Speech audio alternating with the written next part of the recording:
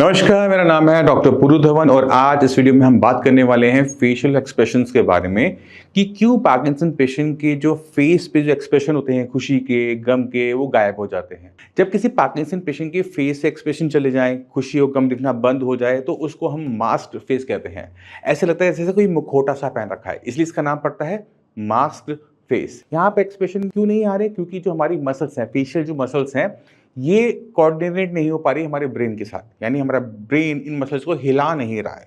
क्यों नहीं हिला रहा? क्योंकि ब्रेन से जो सिग्नल्स आने चाहिए, जिस तरह से कनेक्टिविटी होनी चाहिए, वो डिस्टर्ब हो गई है क्योंकि ब्रेन के अंदर डोपामिन की सिक्रीशन डाउन हो गई है। और जब ब्रेन के अंदर डोपामिन की सिक्रीशन डाउन होती है तो ब्रेन का कंट्रोल मसल्स पे कम हो जाता है, जिसकी वजह से फेस की जो मसल्स हैं वो भी कंट्रोल में नहीं आ रही। इसलिए पेशेंट ना खुशी वाली मसल्स हिला पाता है, ना दुख वाली हिला पाता है।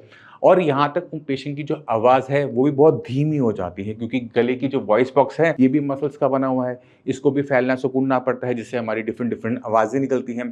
बट जब ब्रेन वीक हो रहा है तो उसकी वजह से हमारी जो सारी मसल्स हैं, हाथ पैर की साथ साथ फेस की, वॉइस बॉक्स की, ये सारी की सारी मसल्स वीक अटेंड कर रही हैं। हुई नहीं है बट ये लग रही हैं कि वीक हो गई हैं। अगर हम ब्रेन से सिग्नल वापस अच्छा सा लेकर आ पाएंगे ना, ये दोबारा से काम करना शुरू होगी। इसी वजह से जब पेशेंट अपनी मेडिसिन खाता है, लीवोडोपा डोपामिन वाली मेडिसिन लेता है, तो पेशेंट में एकदम जान आ जाती है और जैसे जैसे उसका असर खत्म होता है दोबारा से वैसे ही पेशेंट हो जाता है। अब दिक्कत क्या है पार्किंसन के साथ कि ये ना सेल्फ प्रोग्रेसिव डिसऑर्डर है। आप मेडिसिन खाते रहोगे बट फिर भी बीमारी आपकी बढ़ती चली जाएगी। टेम्परेरी रिलीफ अच्छा दे देती है मेडिसिन एलोपैथिक, बट एक परमानेंट रिलीफ नहीं दे पाती। परमानेंट रिलीफ के लिए हमें ब्रेन को समझना पड़ता है कि ब्रेन में ऐसा क्या हो रहा है जिसकी वजह से दिक्कतें पैदा हो रही है। तो हम ये तो जानते हैं कि डोपामिन कम सेक्रेट हो रहा है क्योंकि ब्रेन के जो सेल्स हैं वो कहीं ना कहीं डैमेज हो रहे हैं। अगर हम ब्रेन की जो डैमेज है उसे रोक देते हैं, कंट्रोल कर लेते हैं, तो हमें उसमें इंप्रूवमेंट देखने को मिलेगी। तो हमने करना क्या है, ब्रेन के आसपास सारी चीजों को लगा देना है, चाहे वो इमोशनल सपोर्ट हो, यानी जिसमें हम मेडिसिन नहीं देते वो,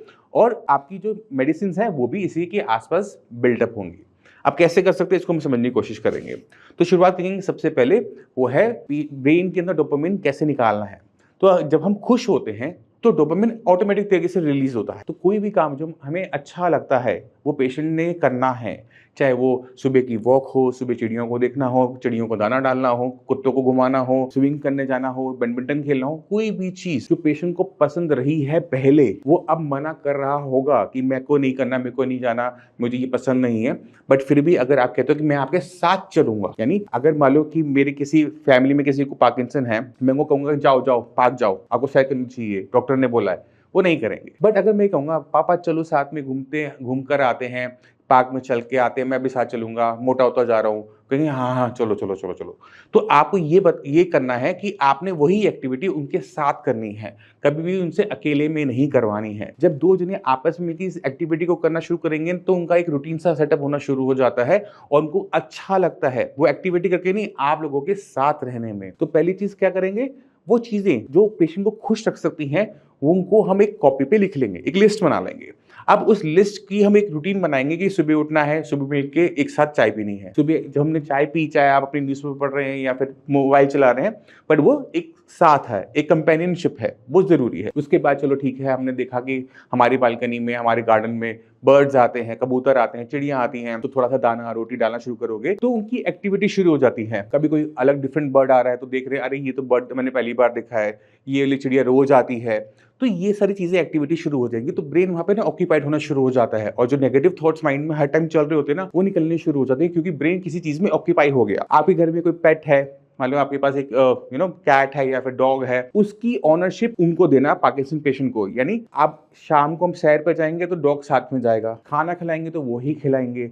जब आप दो चीजें किसी भी पेट के साथ करना शुरू कर देते हो, खाना खिलाना और घुमाना, तो वो जो पेट होता है उसकी ऑनरशिप आपकी तरफ हो जाती है। अब क्या है, वो आ रहा है, आपको खींच के लेके जा रहा है कि चलो चलो चलो चलो, या फिर वो आपके आसपास हमेशा भटकता रहता है, चीजों को करता रहता है, शैतानियां करता रहता है, चीजें चबाता रहता है। तो होता ये है कि पार्किंसन पेशेंट उसे कंटिन्यूअसली देखता रहता है। जब आप उसको नोटिस में कर रहे हो तो आप देख रहे हो कि वो क्या अच्छी चीज कर रहे हो, क्या वो खराब चीजें कर रहे हो। आपके माइंड से जितना स्ट्रेस है वो सारा बाहर हो गया। आपको एक इमोशनल एक बाइंडिंग मिसी मिल गई कि हाँ, ये डॉगी अच्छा है, इसने आज ये शरारत करी, अरे ये चीज़ खराब कर रहा है। तो ये जो है आपके ब्रेन को ऑक्यूपाइड रख देता है पार्किंसन पेशेंट को, और एक इमोशनल सपोर्ट भी होता है।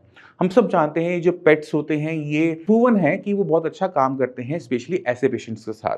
तो अगर आपके घर में पेट है तो आप इसे यूज़ कर सकते हैं। तो ये ब्रेन को अच्छा लग रहा है, बॉडी को अच्छा नहीं लग रहा है, ये ब्रेन को अच्छा लग रहा है, उसे देखना। तो ये चीज़ें ज़रूरी हो जाती हैं। इसके बाद ज़रूरी हो जाती है ब्रेन को स्ट्रेंथ देने वाला खाना।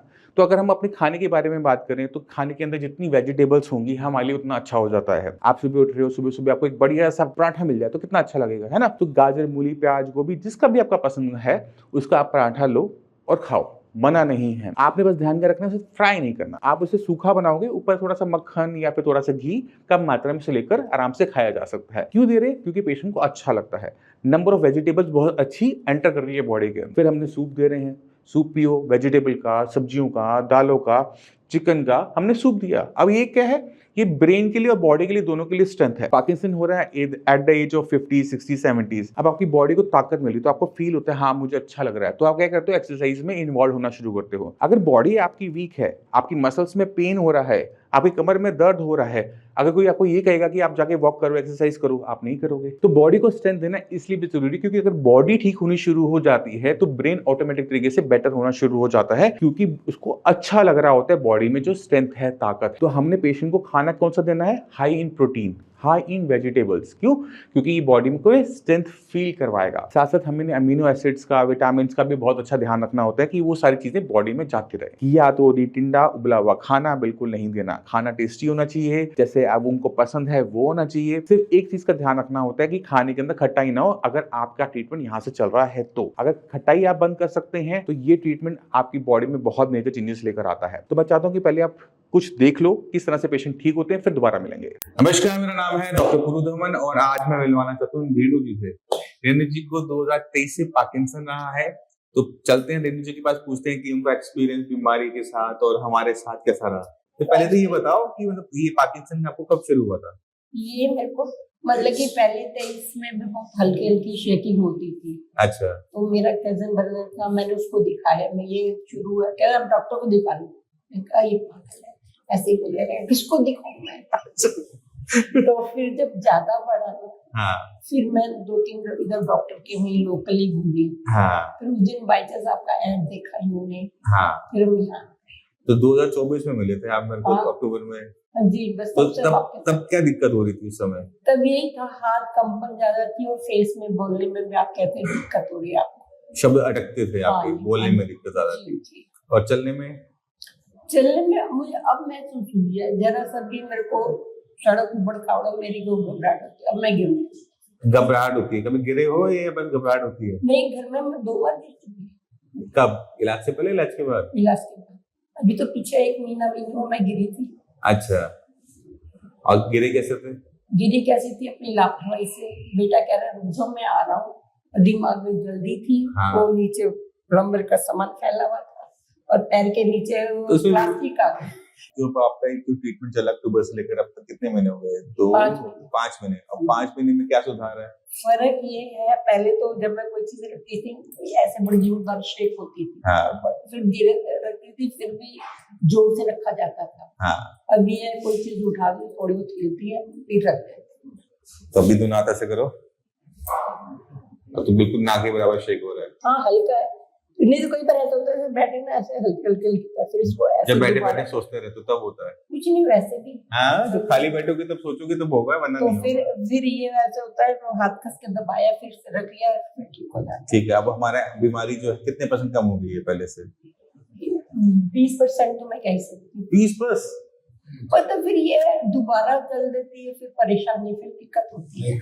एक्चुअली ज्यादा बड़ा नहीं है, बड़ा नहीं था, कम भी है, 40% के आसपास, 40-50% के आसपास हो रहा है।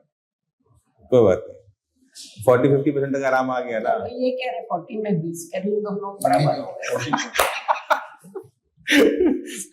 वो भी एक आराम ही है ना, है जो स्टैटिस्टिक है। हाँ, मतलब बीमारी हमारी आगे नहीं बढ़ी और 40% तक आ गया आराम। टेमर्स हमारे कम हो गए, बोलना हमारा साफ हो गया। अभी वो डॉक्टर कहते हैं तो ये प्रोग्रेसिव तो उनको समझाऊंगी, आपको समझाऊंगी। वो भी progressive- उन्होंने आपको पहले नहीं देखा ना, वो तो अभी अभी आई है हाँ, डॉक्टर इंदु। तो वो तो अभी कह रही है ना, आपको भी तो प्रॉब्लम। पहले के कंपैरिजन में करोगे तो बहुत आराम। चलो ठीक है, आपने कह दिया, मैंने मान लिया। चलिए, तो आपने देखा रेणु जी को अब बिल्कुल भी डिप्रेशन नहीं है। पार्किंसन होता है जिनको, उनको एक डिप्रेशन की दिक्कत जरूर देखने को मिलती है। कुछ मिशाज तो ये है ही, और हमें भी बहुत आसानी है। तो उम्मीद करते हैं कि ये इनकी जो सेहत हमने पाई है पिछले 5-6 महीनों की मेहनत में, वो बनी रहे, अच्छे से खाती रहे, Thank अच्छे से you. सैर करती रहे, थैंक यू ठीक है, और अच्छे से लड़ती रहे। डॉक्टर, आपसे नहीं लड़ सकती सर, वो है लड़ने के लिए। ये क्या, ये क्या हुआ? मतलब ये मेरे लाइफ का सबसे अच्छा इंटरव्यू रहा होगा, जहाँ पर पेशेंट ना, मतलब हंसमुख एकदम बढ़िया एकदम, नहीं, है ना? मैं इनसे लड़ लेती हूँ, मैं सबसे लड़ नहीं सकती। अच्छा। वो पति देव है ना। पति देव है, जब झाड़ते ना फिर चुप कर देते, पति देव है वो नहीं पता। चलिए, आज का इंटरव्यू यही खत्म करते हैं, और उम्मीद करते हैं कि जल्दी जल्दी आप रिकवर करें और ठीक है। फटाफट हम, है ना? तो आपने खुद देखा, अगर हम सही तरीके से ट्रीटमेंट रखते हैं तो पेशेंट में किस तरह से मेजर चेंजेस आते हैं। मगर ये सिर्फ खाने से, एक्सरसाइज से सिर्फ सॉल्व नहीं होने वाला। आपको अपने अंदर और बदलाव करने होंगे। पेशेंट को मोटिवेटेड रखना पड़ेगा, पेशेंट के साथ टाइम स्पेंड करना पड़ेगा। और मैं अक्सर अपने पेशेंट्स को बोलता हूँ, जो अफोर्ड कर सकते हैं वो वैकेशन पे जरूर जाएं और अपने पेशेंट को जरूर साथ में लेके जाएं, जिससे उनका क्या होता है, वो नेचर के पास जा रहे हैं, वो बीचेस में जा रहे हैं, वो पहाड़ों पे जा रहे हैं, तो वहां पर क्या है, उनको अच्छा लगना शुरू होता है। और 2-4 दिन के लिए नहीं जाना, कम से कम कोशिश करो कि हफ्ते 10 दिन के लिए जरूर जाओ।